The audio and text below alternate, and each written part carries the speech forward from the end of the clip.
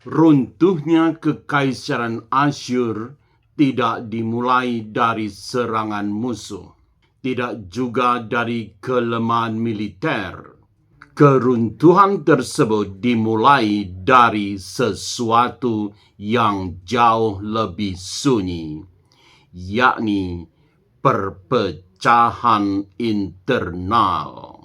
Sebelum Asyur jatuh, sebenarnya sejumlah rentetan peristiwa terjadi.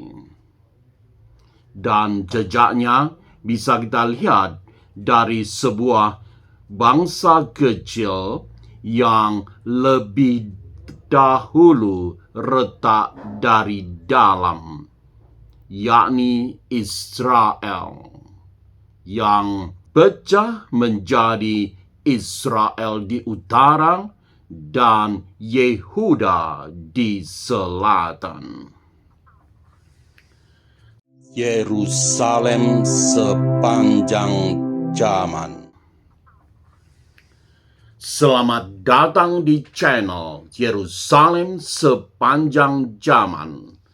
Tema hari ini, runtuhnya kekaisaran Asyur dimulai dari perpecahan internal. Bagian 1, retakan pertama.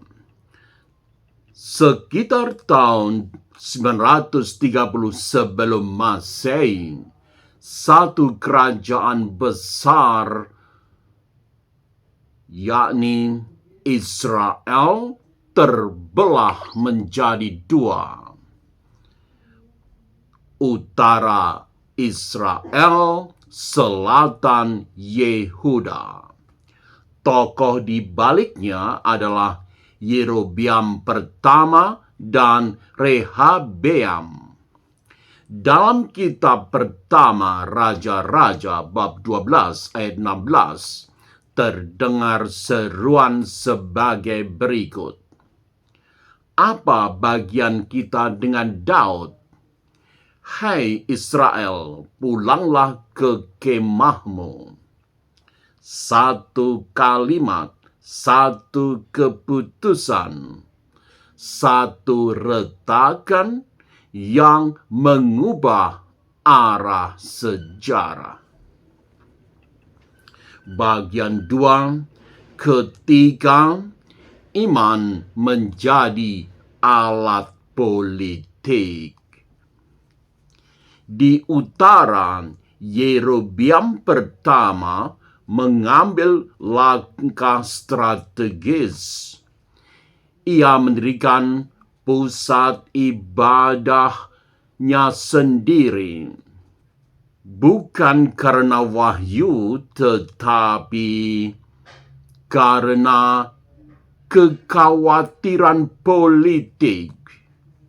Dalam kitab pertama Raja-Raja bab 12 ayat 28, lihatlah Allahmu, hai Israel. Di titik ini, retakan bukan lagi soal wilayah. Namun begitu, retakan itu adalah soal iman.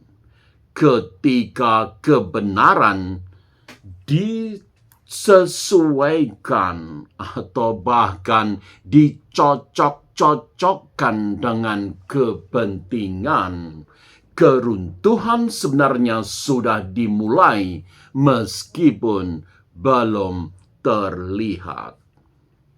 Bagian 3, stabil tetapi rapuh. Yehuda di selatan tampak lebih stabil.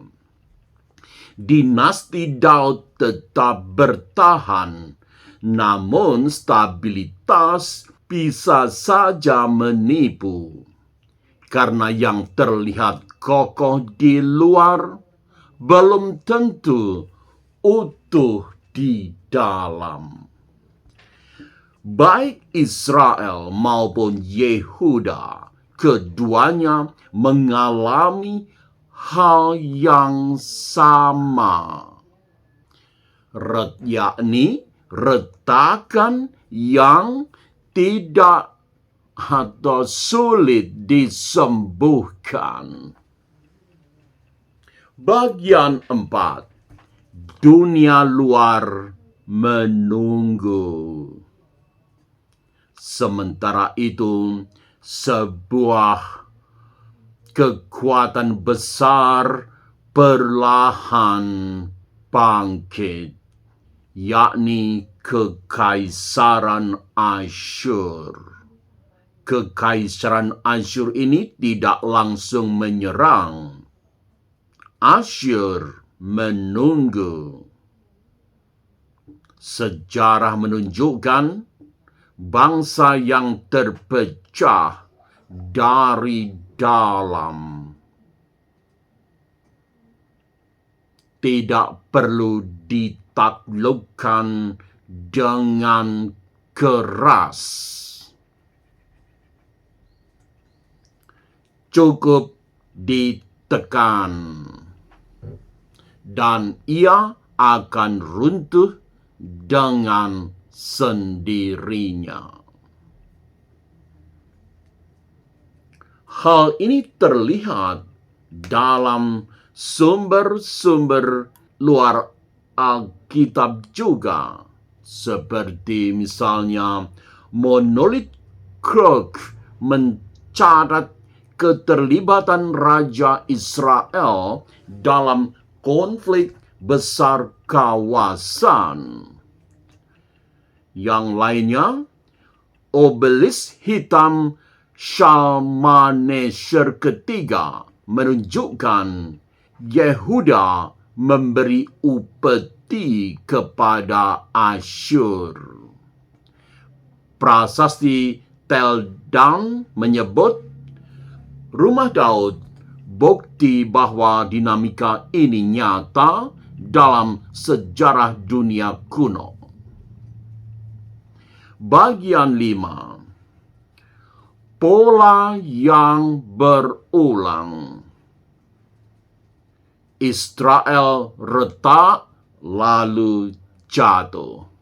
Yehuda goyah lalu menyusul.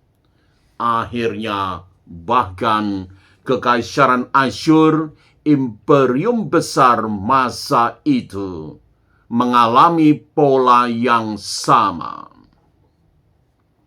Bukan karena mereka lemah di luar, bukan, tetapi karena retakan sudah mulai muncul dari dalam. Bagian 6. Refleksi. Sejarah tidak pernah benar-benar berubah dari masa ke masa. Yang besar tidak runtuh dalam satu malam. Ia runtuh dalam diam melalui retakan yang dibiarkan. Perpecahan terjadi. Kompromi berlangsung. Kemudian kehilangan arah. Semuanya dimulai dari dalam. Bagian 7. Penutup. Dari perpecahan Israel menuju tekanan Asyur hingga pola keruntuhan sebuah imperium, kita baru melihat awalnya saja. Karena setelah ini dinamikanya akan semakin gelap dan semakin menentukan arah situasi yang dialami. Untuk itu, nantikan episode berikutnya yang tidak kalah seru.